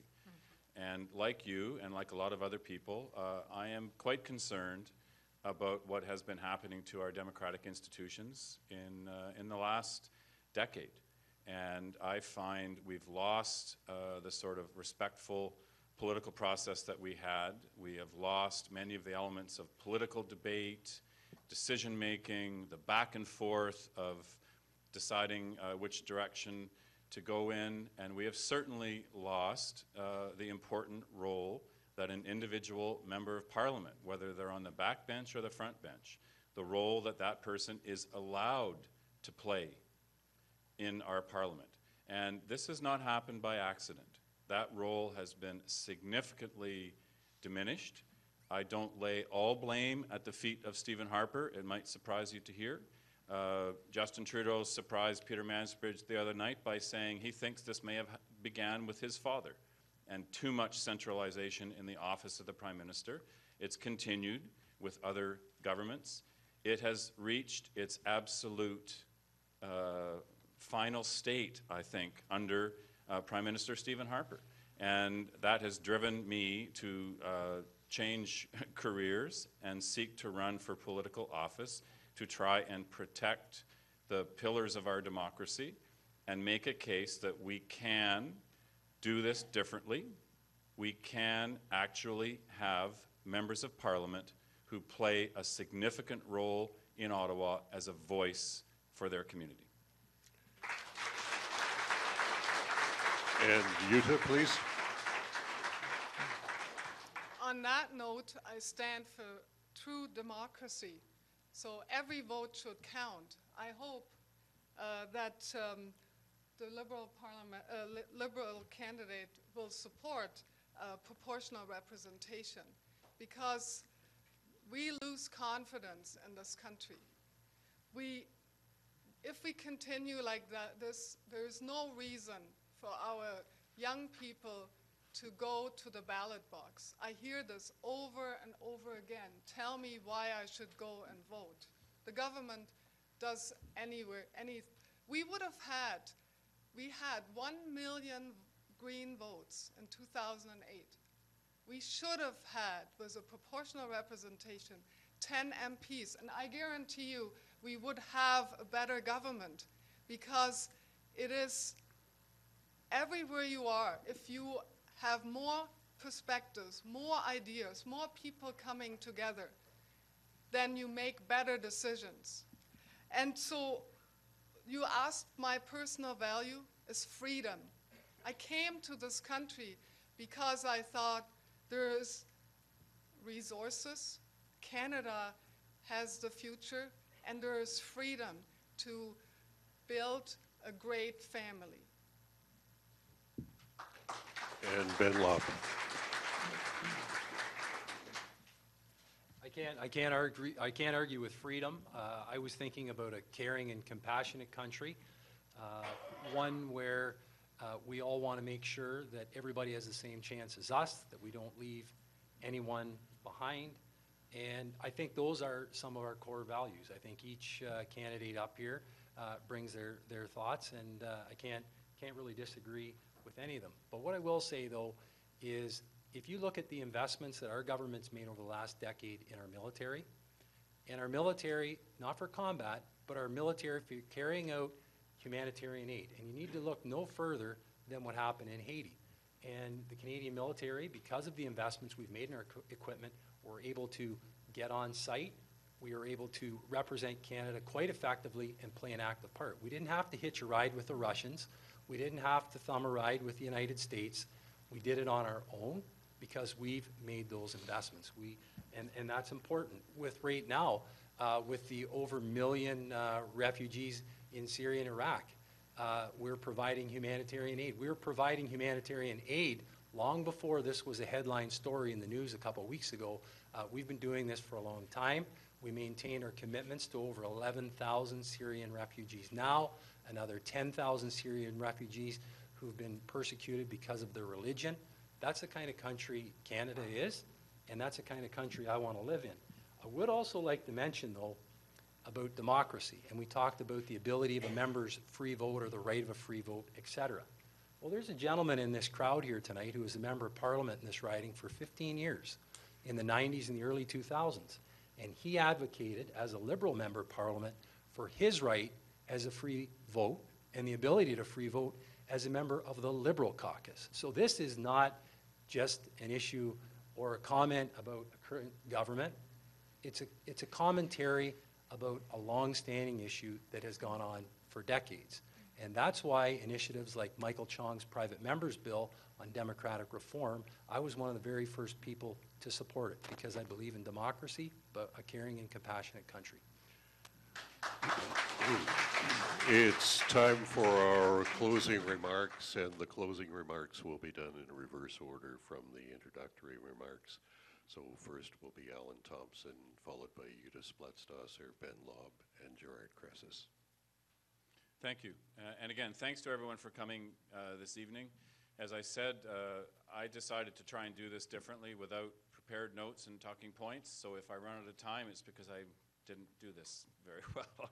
I think this evening is about us deciding what kind of government we want and who you want as your member of Parliament in Huron-Bruce. I think it's as simple as that. That's the decision that you're here to make. Others will be gathering in similar halls 6, 7, 8 times in the coming weeks. And one thing that I would just like to make very, very clear, I started by thanking my opponents for coming here tonight and for participating in this debate. It's my personal approach. I spent a lot of time on Parliament Hill watching question period and watching the way politics is done, I've decided I think we have to do it differently. I think people want to hear a positive, respectful approach from their candidates. And I'd just like to say I don't second guess the right of any of my opponents to seek office here. I am not going to apply labels or name call my opponents. If I'm critical, I will be critical of the policies that they or their parties have put forward. But I think we all have a right to run for office, and I think we all know the sacrifice that's involved in doing that. We've all put our lives on hold to put ourselves before you and ask for you to support us as your next Member of Parliament.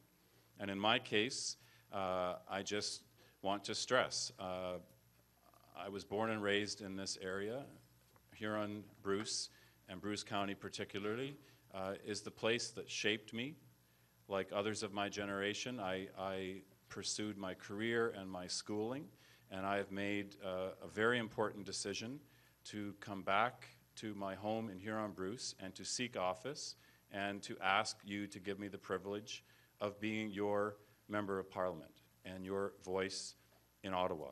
And I put forward that in a decade working on Parliament Hill and another 12 years working as a university professor, I'm trained to listen, to present, to try and hear the concerns that people have, and then to take those forward and to try and find solutions. And that's the skill set that I am putting forward to people in these meetings and on the doorsteps when I'm asking for their support. Like you, I have a stake in Huron-Bruce. I have made a decision that this is the place where I would like to spend the rest of my professional career, because what I think Huron-Bruce needs is a strong, energetic, and effective voice in Ottawa. And this evening, I respectfully ask for your support. And again, I thank you for taking part in this, the first of what will be many debates that I hope will help people to make an informed decision as to who they would like to be their representative in Ottawa. Thank you very much.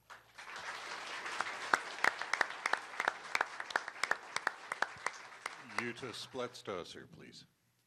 If you want real security, if you want stability, if you want to go back to the roots, my friends, then you have to start looking at the Green Party. With our pragmatic, sensible approach, our respect for our institutions, our love for our country, and real democracy. Everybody knows me as Jutta. What you see is what you get.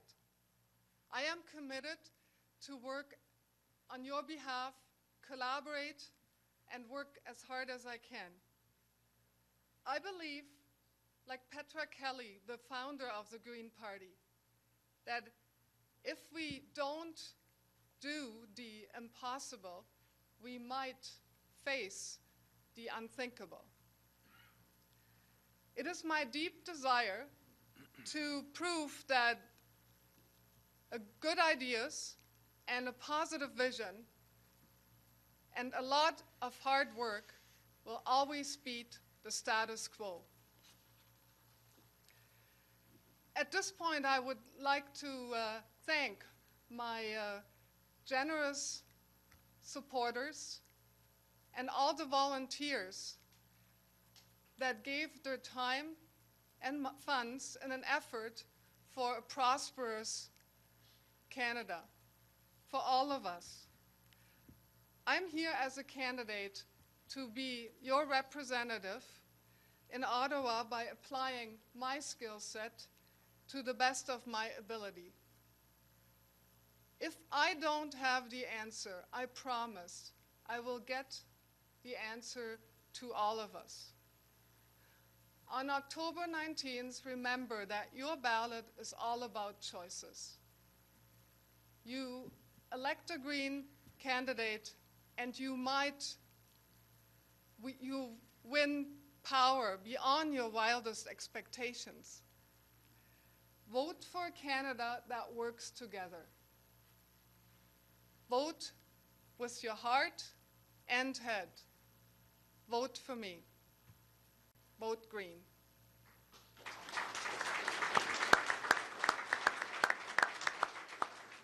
And the remarks from Ben Lobb. Thanks. First of all, I'd like to thank the Chamber for hosting the debate tonight, and I would really like to thank the Chamber for scheduling this debate on a night where the Blue Jays aren't playing. So that was really great planning, or just a lot of good luck.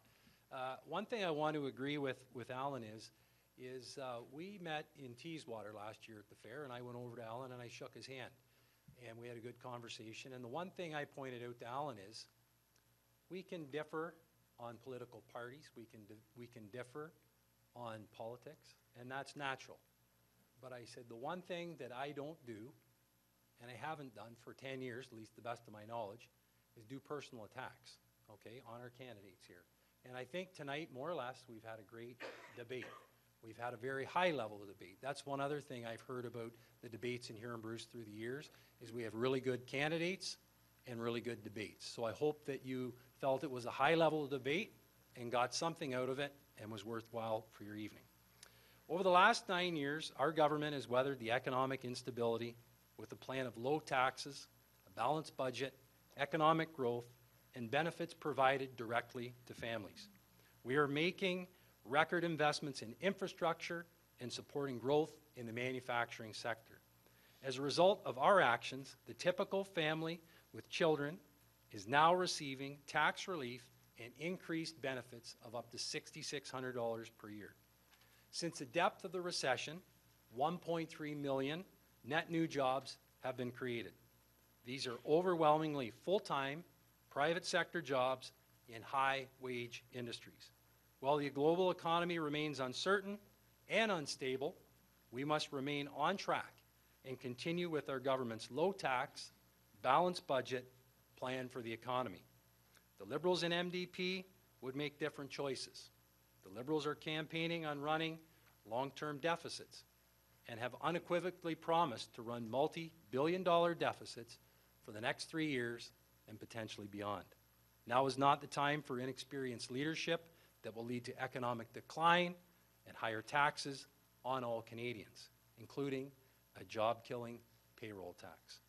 The NDP will need an avalanche of tax increases to pay for their tens of billions in new promises. Both would add billions of dollars in new federal spending, plunging the country back into deficit. And both would take away the tax relief and enhanced benefits we've provided Canadian families in whole or in part, and add billions more in new taxes. We are confident in our long-term plan, and we're ready to meet the economic challenges that lie ahead, ready to emerge faster and stronger than other countries, just as we did after the 2008 global financial crisis. With our long-term plan of low taxes, a balanced budget and growth, Canada is able to protect jobs, ready to protect your retirement, ready to keep building on our strong economy.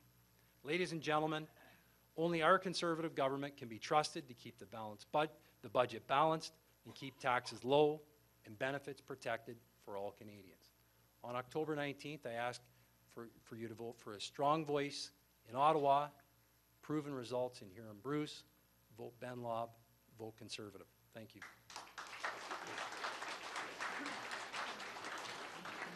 And now the closing remarks from Gerard Creces. Can you hear me in the back? There we go. Firstly, I would like to thank the Chamber of Commerce for facilitating this meeting and all of you for coming out. And I also want to thank the other candidates for their hard work.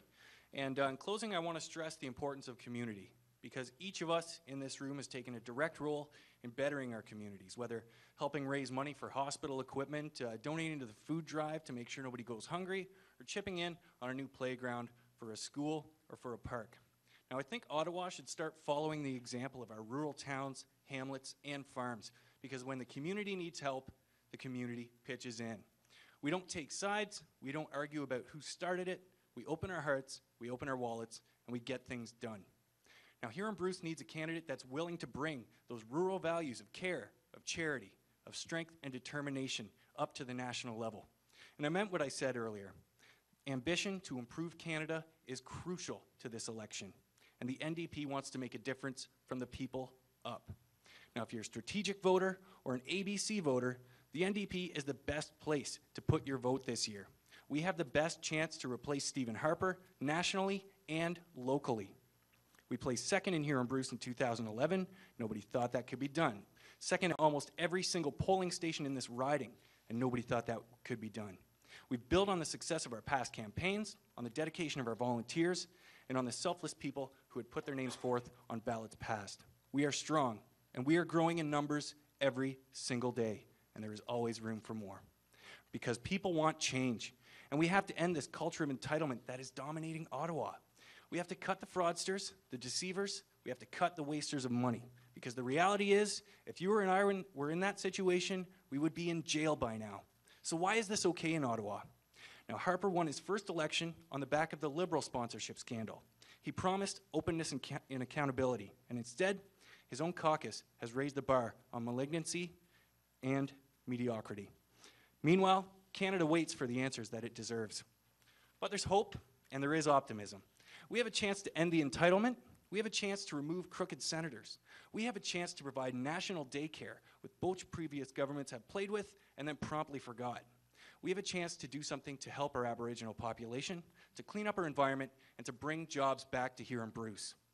And the NDP is ready to seize that chance and start rebuilding Canada the same way we do with our communities, from the people up. None of this is going to happen overnight. Some of this may take many years, but we have to try, because we are all worth the effort. And at a time when our international reputation as a peaceful nation is in tatters, we also have to take a lesson from our communities ourselves. We have to start caring again.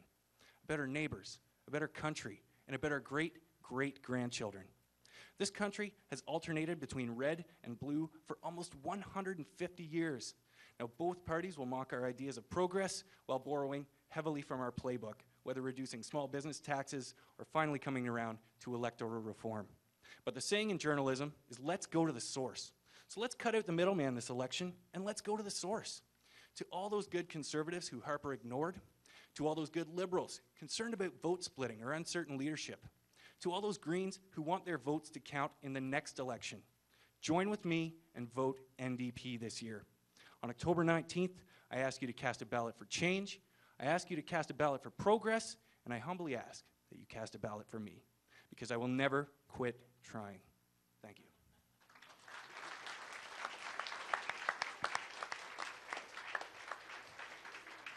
Well, thank you to all of the candidates, and thank you to all audience members. We've had a range of issues and certainly a diversity of opinion, and perhaps the camaraderie that Allan alluded to will develop among the fine candidates as the debates progress, the next one being Wednesday in Hensel. And the first broadcast of this particular evening is tomorrow at 1 p.m. on Rogers Cable 6. There was an issue raised to the moderator in the course of the debate, and it was the subject of significant caucusing by the chamber to deal with it, and that was the partisan T-shirts which appeared in the crowd.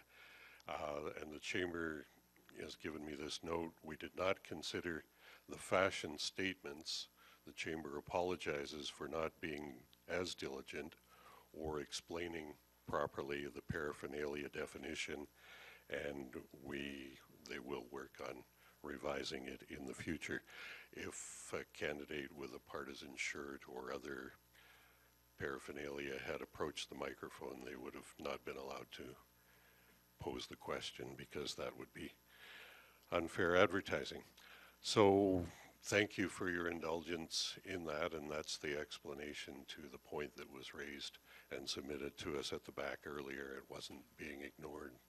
It was just put off to being addressed at this point. So again, thank you all for coming. And don't forget, October 19th is the day to vote, and make your voice heard.